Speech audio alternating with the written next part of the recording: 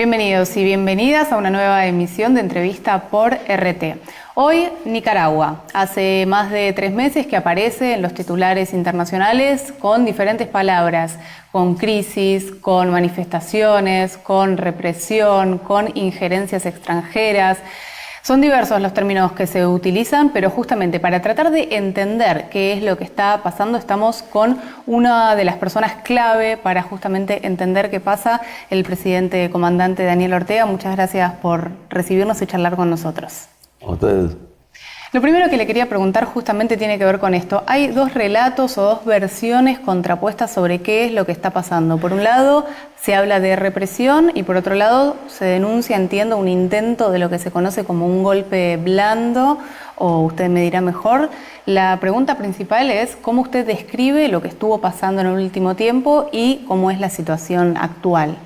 Sí, hay 2 relatos, indiscutiblemente, pero hay una historia, ¿no? Y la historia nace con el expansionismo de los Estados Unidos. Desde el siglo antepasado, ya Estados Unidos intentaba adueñarse de Nicaragua. Ya Estados Unidos, en su política expansionista, provocaba guerra en Nicaragua. Y luego, iniciando el siglo pasado, ya eran las tropas del ejército norteamericano ocupando Nicaragua. Eran las tropas del ejército norteamericano nombrando presidentes, asesinando a Sandino, instalando a Somoza. Somoza es el hijo de la intervención yanqui en Nicaragua.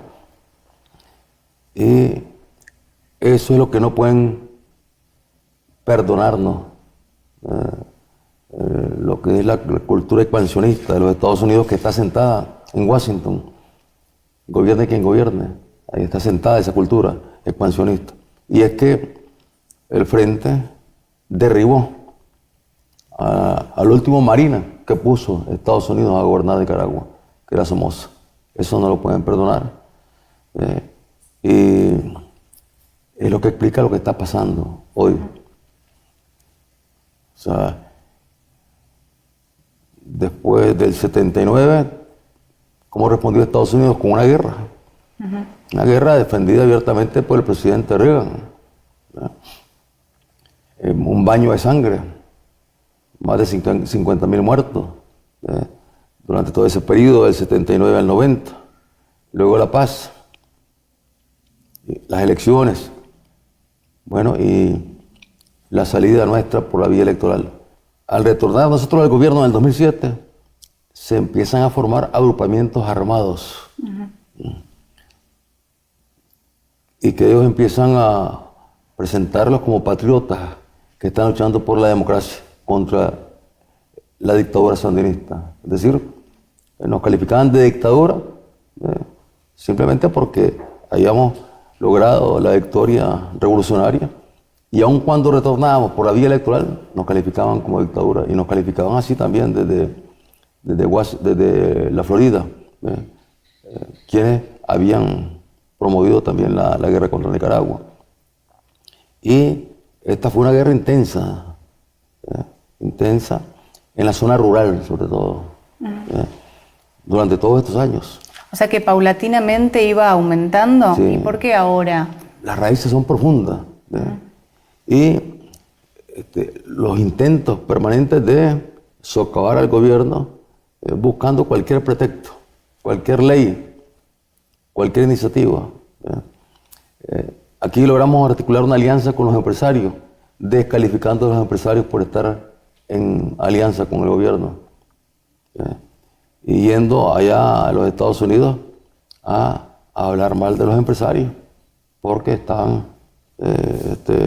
en relaciones normales pues, con el gobierno. No es que fuesen aliados políticos nuestros, porque no lo eran ni lo son. Tenemos profundas diferencias políticas, ideológicas, ellos han sido más bien de la oposición. Pero logramos establecer una buena coordinación en lo que es el campo de las relaciones entre el gobierno y los empresarios pequeños, medianos, grandes, y para atraer también inversión, se estableció una buena coordinación de tipo estrictamente, digamos, legal, comercial, en cuanto a lo que debe incentivar dentro del marco de las leyes al empresario pequeño, mediano, grande a invertir en nuestro país. Esto fue satanizado allá en los Estados Unidos. ¿Y así fue que se rompió ese equilibrio por esa presión de los Estados Unidos o por qué? Entonces fluyendo millones de dólares año con año para alimentar medios de comunicación y alimentar también la conspiración de estos grupos que bajo la cobertura de organismos no gubernamentales han funcionado aquí en nuestro país.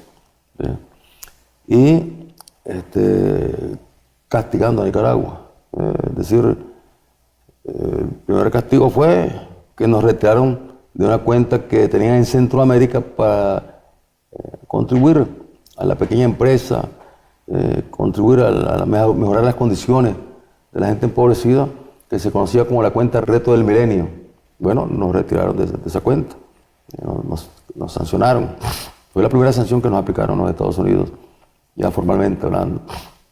Luego vinieron las iniciativas en los Estados Unidos del Grupo de la Florida, que fueron llevadas al Congreso de los Estados Unidos, incluso aprobadas como una ley que se conoce como la NICA Act, que es una ley que le estaría ordenando al presidente de los Estados Unidos oponerse, bloquear todos los préstamos, todos los financiamientos que puedan fluir a Nicaragua a través de los organismos multilaterales, de los organismos internacionales, dígase Banco Mundial, el BID, en relaciones con el Fondo Monetario. Esa ley está ahí, empujada por esos grupos, y luego vino la amenaza de la famosa ley que la aplicaron por primera vez en Rusia, la ley Magnitsky. Entonces, la amenaza de aplicarle la ley a los que estuvieran ligados, relacionados al gobierno sandinista. Es decir, ellos sencillamente empezaron a atacar nuevamente a un gobierno que ha buscado siempre buenas relaciones con los Estados Unidos. Nosotros buscamos siempre buenas relaciones con Estados Unidos, pero lo que hemos encontrado ha sido agresión de parte de los Estados Unidos. Son o subordinación, o sea, esclavitud, y si uno no se subordina, si uno no se rinde, entonces viene la agresión. Entonces, esos son los antecedentes.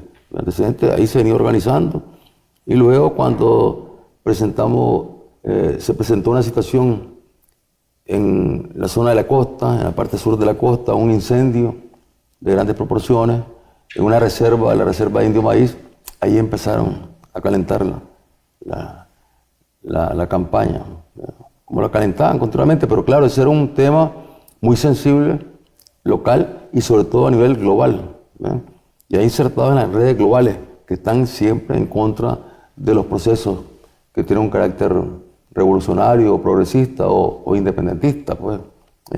Entonces, esta fue una campaña bien fuerte, ya movilizaciones, etcétera, pero se aplacó el incendio que se pensaba que iba a durar meses. Así lo habían manifestado técnicos norteamericanos que habían venido. Muchos incendios allá en los Estados Unidos, y ellos cuando se informaron ya aquí del incendio, ellos dijeron esto va para largo, va para meses. Y entonces ahí nosotros nos preocupamos porque dimos entonces aquí la conspiración sí va a tomar fuerza.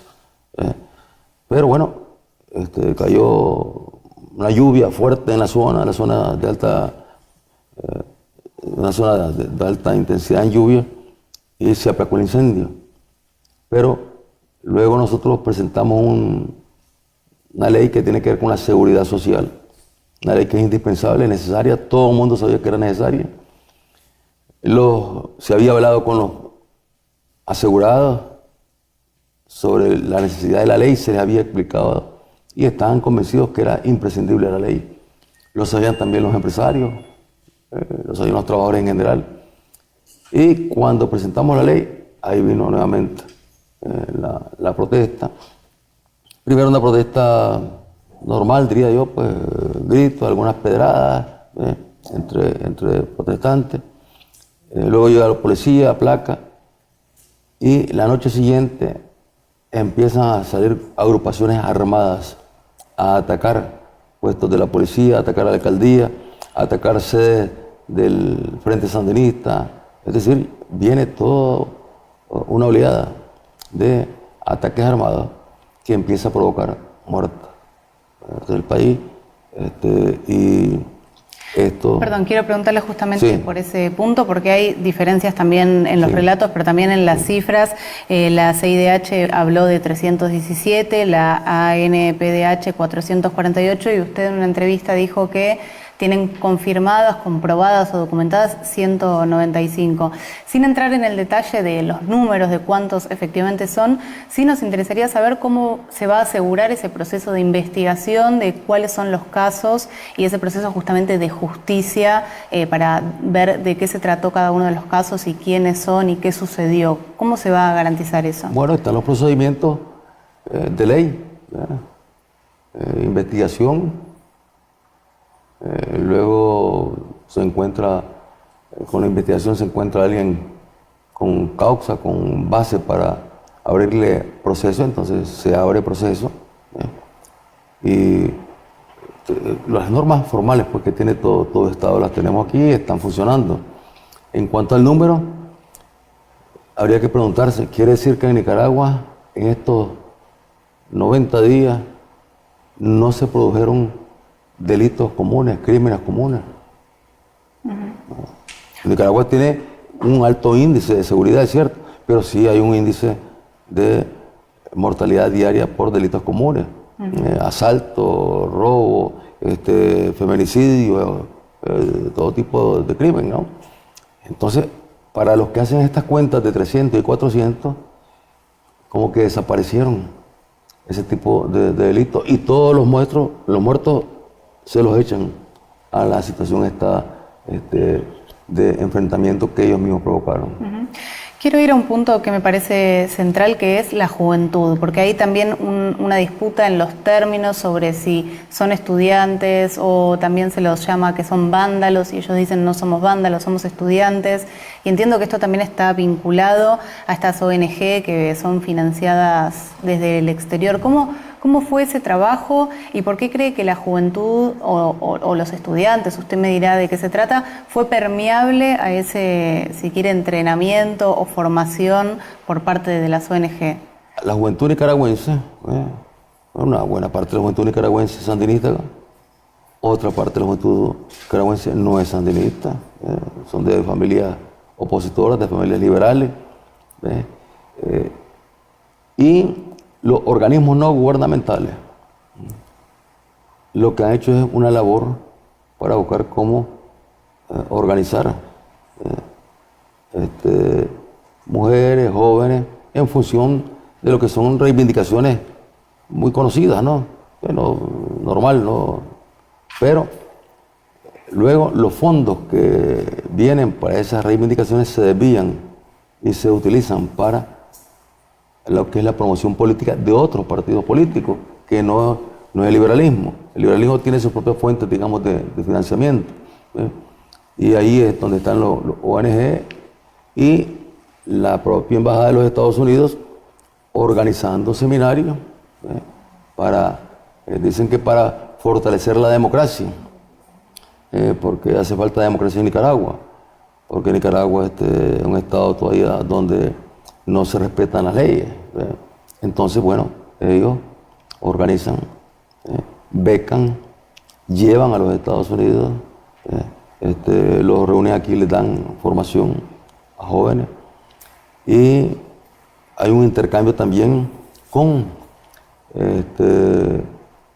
grupos de oposición de Venezuela.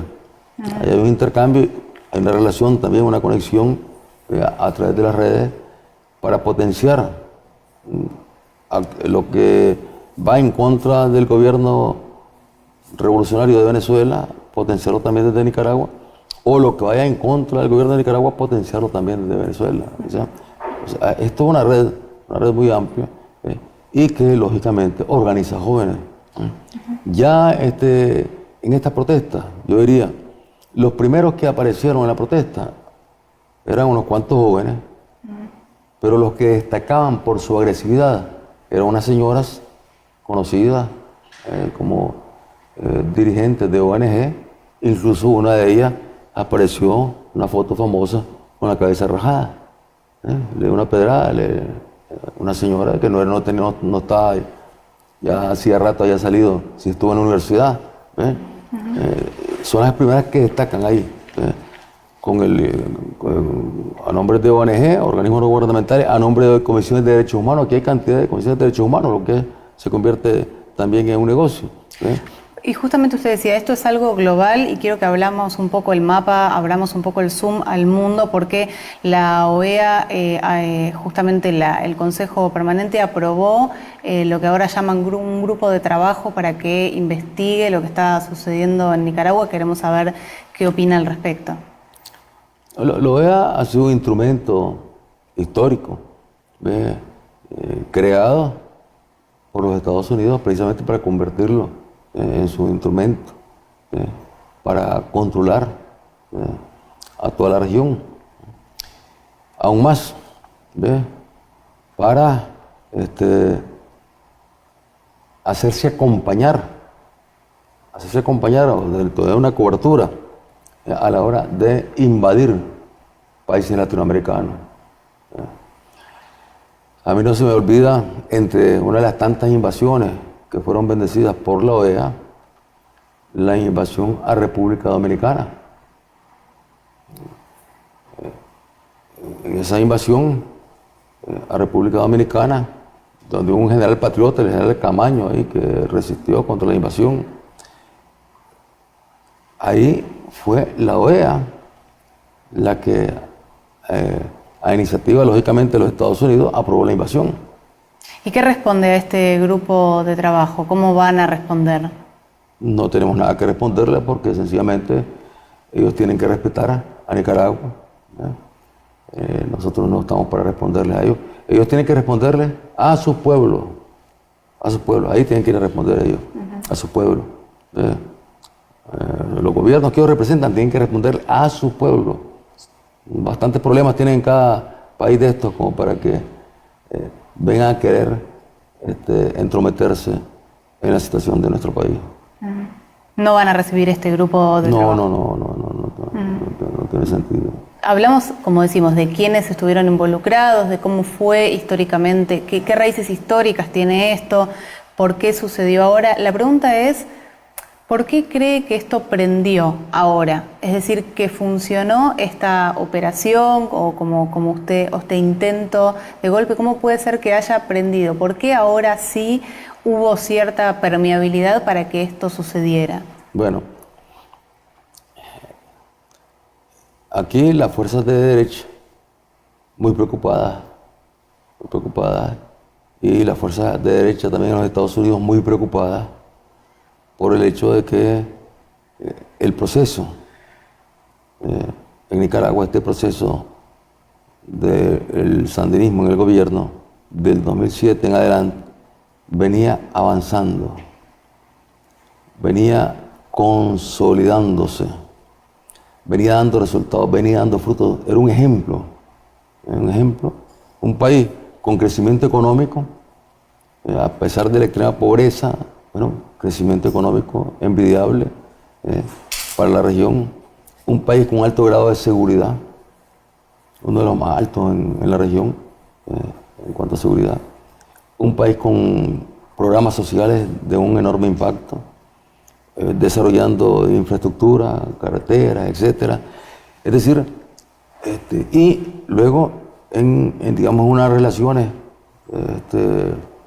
donde había diálogo con empresarios que no eran sandinistas.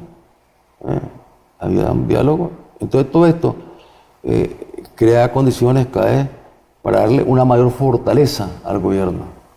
Porque aquí ya en los últimos las últimas encuestas que se hacían antes de este estallido le daban al gobierno un respaldo de más del 70% de la población. Es decir, la misma población que políticamente no estaba identificada con el frente, pues reconocía las obras que se estaban desarrollando y que les daban a ellos la posibilidad del trabajo, salud, educación, etcétera, hospitales por todos lados, carreteras, caminos, vivienda, hacía programas de todo tipo que iban sacando al pueblo de la extrema pobreza en que había vivido por siglos. Entonces, estamos hablando ya de 2 periodos de gobierno, 10 años, entrando al tercer periodo, y en un proceso donde más bien se consolidaba y se fortalecía. Entonces, para ellos era inadmisible dejarnos tranquilos. Y entonces decidieron, en primer lugar decidieron buscar cómo romper el entendimiento entre el gobierno y los empresarios, que era un entendimiento clave. ¿Cómo? Aterrorizando con la ley esa que aplicaron en Rusia por primera vez, la ley Magnitsky, o sea, aterrorizando a los empresarios. Eso inmediatamente, lógicamente, que provocó temor en los empresarios, alejamiento de parte de los empresarios, y luego empresarios que estaban, digamos, bueno, por razones estrictamente prácticas, pero que eran muy beligerantes políticamente en contra nuestra, vieron la oportunidad de buscar cómo asumir liderazgo político y más beligerancia en contra del gobierno, apostando ¿a qué? A un desgaste, a un debilitamiento del gobierno, ¿ve? Y que ellos pudiesen ser ya una opción electoral en las próximas elecciones, estando convencidos que Estados Unidos ya no quería al gobierno sandinista en el poder. Le quiero hacer una última pregunta para cerrar, porque más allá de que se va develando qué fue ocurriendo efectivamente, entiendo que hay gente que está convencida de lo contrario, hay gente que sigue denunciando que fue represión, hay gente que quizás honestamente cree que fue diferente lo que sucedió. Y quizás gente que creía en usted y que ahora lo duda, probablemente por lo que haya consumido en los medios de comunicación. La pregunta es, ¿qué haría usted para convencerlos de nuevo, para darles confianza de nuevo en usted y en el gobierno, a ellos que hayan dudado? A los que han dudado, y aún aquellos que nos adversan y nos adversaban, y que se entusiasmaron con los tranques, con el bloqueo del país, porque el país quedó totalmente bloqueado. Se entusiasmaron en el primer momento y dijeron, bueno, se cayó el gobierno, y entonces son de oposición, y entonces contentos pues, porque cayó el gobierno y ellos podrían optar de nuevo al gobierno. Al pasar las semanas, al pasar un mes, al pasar 2 meses, y estar ellos bloqueados por los que supuestamente están luchando por la democracia de forma pacífica, al no poder salir de sus casas, al no poder salir de su barrio, al no poder salir de su comunidad, de su comarca, al no poder sacar a la venta los productos agrícolas, los campesinos sandinistas y otros liberales. Eso es la mejor prueba que ellos tienen, y es lo que explica la alegría que provocó en ellos cuando finalmente decidimos mandar a la policía para que se restableciera lo que es la tranquilidad, la calma, y se desbloquearan los poblados. La gente recibió con alegría a la policía. ¿Por qué? Porque estaban totalmente aterrorizados, estaban paralizados en sus actividades económicas, comerciales, culturales de todo tipo, estaban viendo los crímenes que se cometían. ¿Por qué? Porque bueno, si bien es cierto, los medios de comunicación tenían una campaña feroz y la tienen en contra nuestra, pues las redes tienen, digamos, la virtud que los que juegan en las redes les encanta ponerse, que los vean. Y entonces, los que cometían estos crímenes, cuando estaban torturando, ellos lo filmaban. Y se filmaban ellos cuando estaban torturando. Y lo ponían en las redes, como un acto heroico.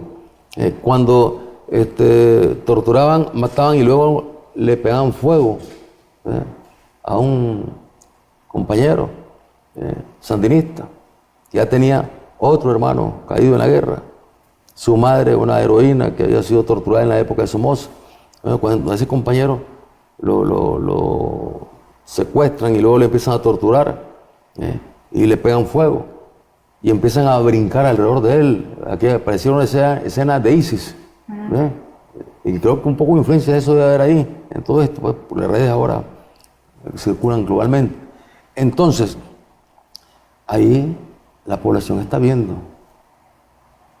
y pueden contrastar la historia que les dan por un lado y la realidad que ellos han vivido durante todos estos meses.